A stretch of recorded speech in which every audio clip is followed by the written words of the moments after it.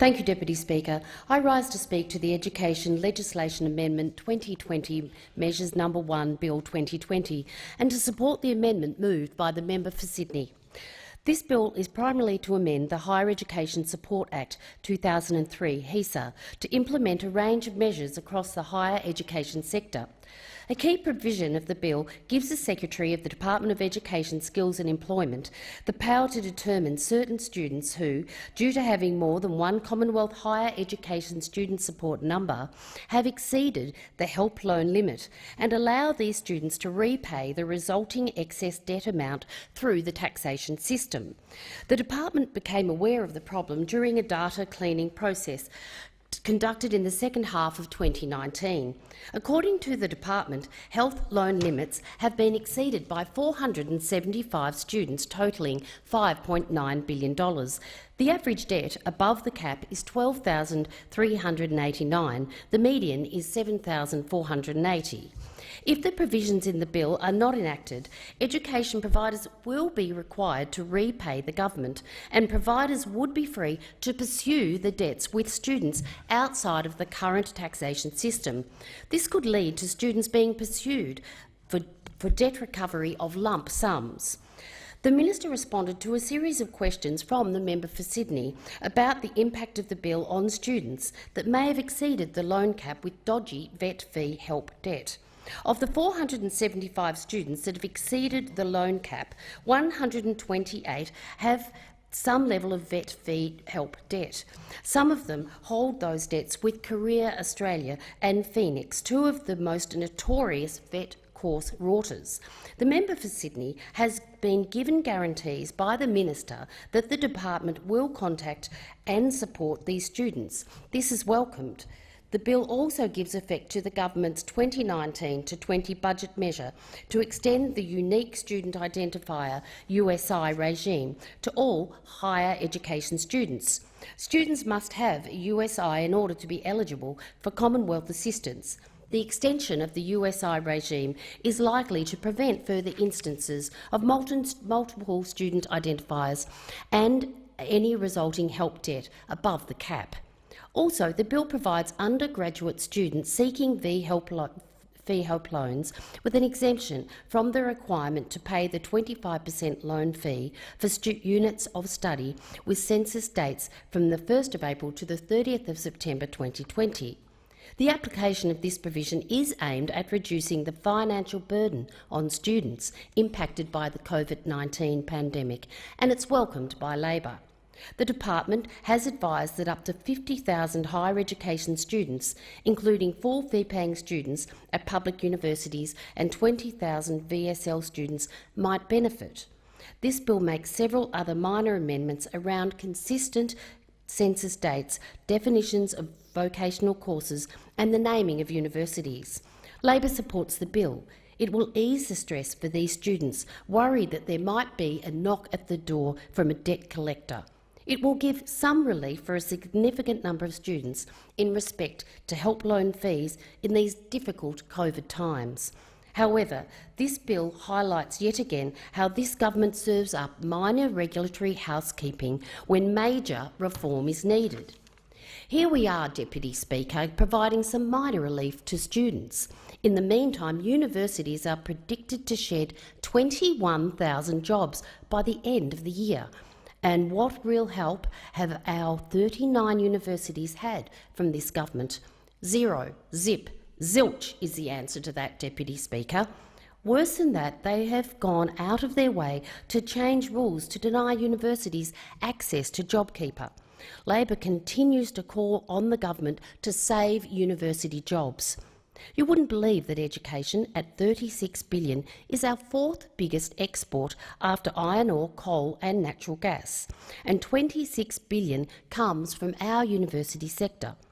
The effect of COVID-19 on university research is predicted to be devastating.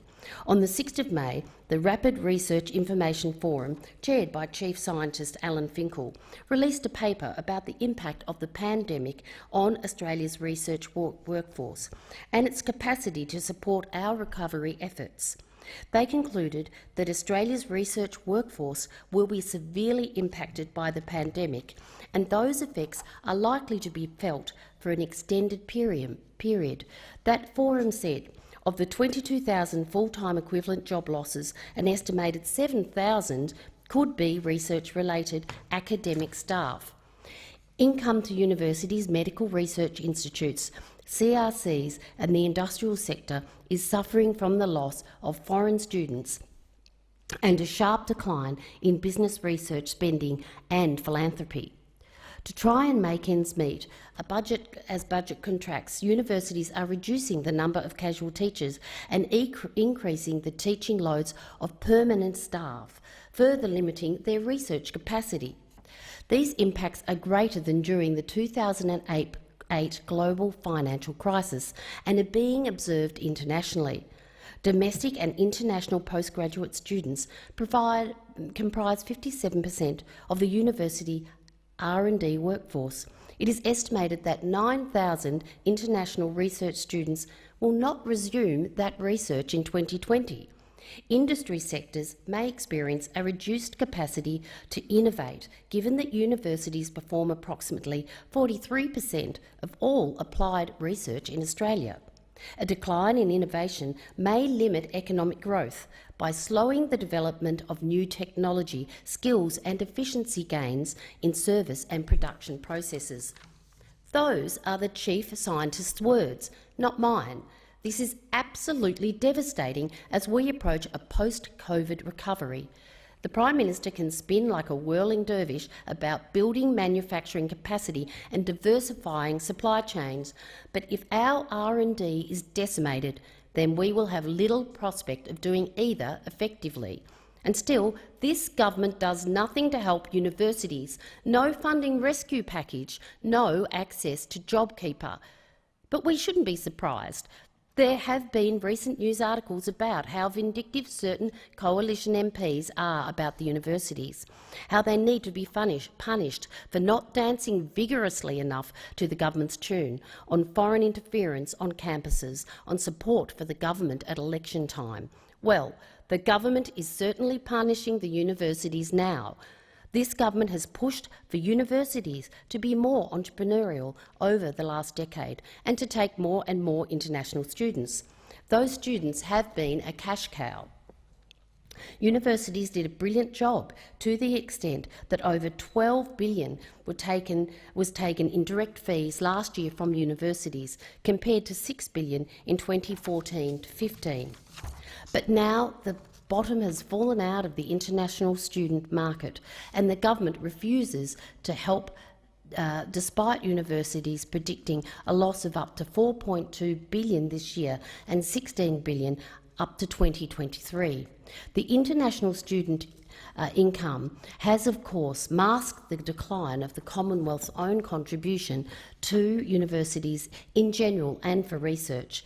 The impact of the government-imposed freeze on Commonwealth Grant Scheme funding in 2018 and 19 is obvious. Even by 2018, with the growth in international students, CGS funding accounted for only 21.9% of all university funding, while international student fees account for 26.3%. This rapidly growing income from international students has been subsidising domestic teaching and, more alarmingly, the growth in research and training. In real terms, the Commonwealth contribution to universities under the Coalition has declined from just under $9.5 billion in 2014 to 15 to only $9.4 billion this year.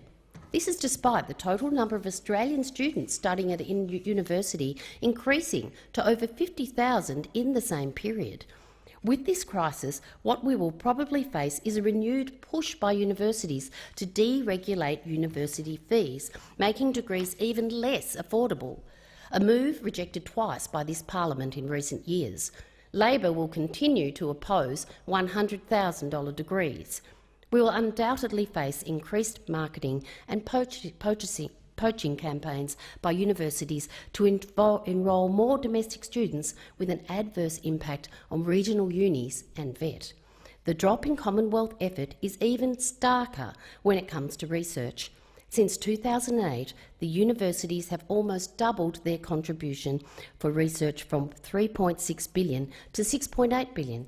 Unfortunately, the Commonwealth total contribution has only increased modestly from $3.4 billion in 2014 to $3.65 billion in 2018.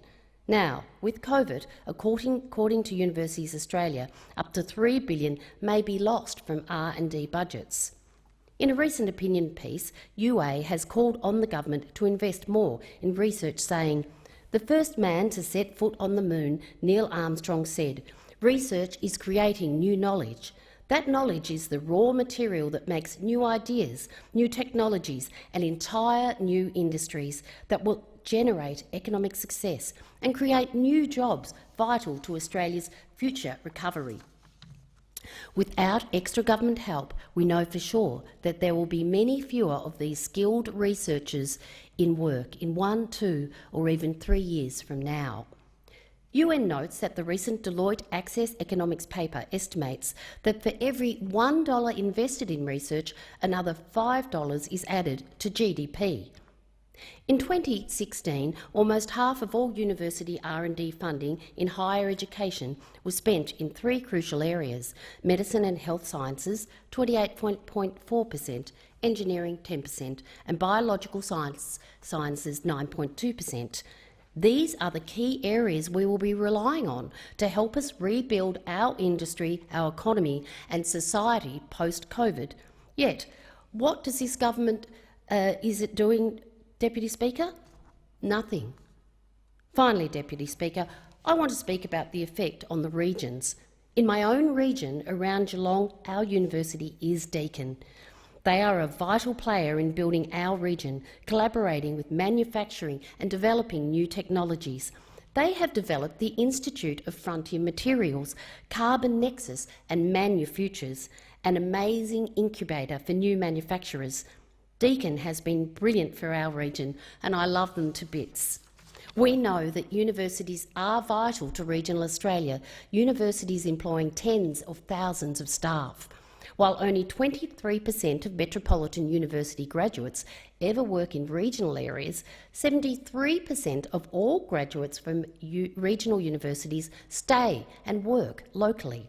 I note that young people in regional areas have only half the higher education attainment rate of people in metropolitan areas. So, universities are a vital tool in closing the economic and social development gap in regional areas like Corangamite. But out of this COVID crisis, Deakin has made over 400 positions redundant, and that is only the beginning. Shamefully, Deakin has deliberately rejected a brave and responsible deal negotiated between Universities Australia and the National Tertiary Education Union to cut wages in return for saving jobs. They are going straight to redundancies. The NTEU should never have been put in that position. There is a protest against those job cuts by staff outside Deakin in Geelong this Friday. I say to all of those staff and NTEU members that I support you. All power to you. In quieter times, we might have pondered whether universities have invested the revenue from international students wisely. We might question whether they should have kept some of it for a rainy day. But that misses the point that the Coalition has failed to fund universities and research properly. Now is not the time to reflect. Now is the time to help. These job losses should never have happened. This government, this vindictive, visionless government, should have stepped up to the plate with a rescue package and access to the JobKeeper subsidies for universities. They should be wearing the blame for these job losses at Deakin, at Central Queensland University and many others. Deputy Speaker, I haven't got time today to speak about the tragedy of the vet sector. The $3 billion in funding taken out of this sector by the Coalition over the last 7 years, the 140 fewer apprenticeships and trainees since the Coalition came to office, and the severe skill shortages in critical trades. Again, this government has no idea and no plan for the vet sector, just as they have no idea and no plan for universities. It is about time they did.